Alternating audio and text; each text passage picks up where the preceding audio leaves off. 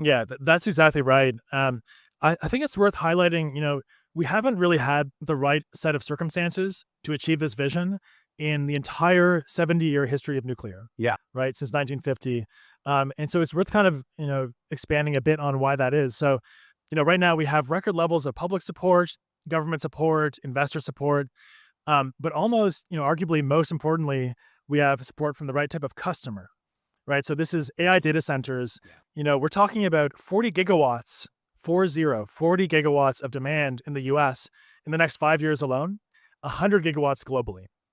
And I think most of the listeners understand that. But I mean, for those who don't, 40 gigawatts, that's like 40 new cities.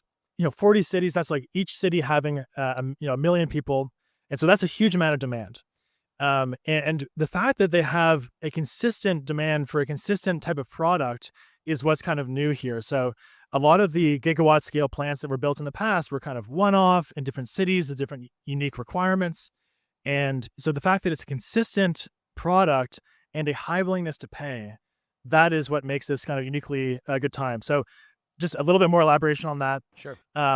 If you tried to go straight to other markets with a mass manufactured smaller nuclear product, it's going to be a bit more expensive initially.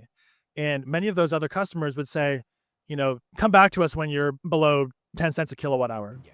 But these AI data centers, they have so much demand and such urgency that they will pay a premium for clean baseload that can be deployed quickly. Yes. And so that's really what kind of uniquely unlocks this gigafactory vision. And then when you come down the cost curve, then you can go after so many other fascinating markets.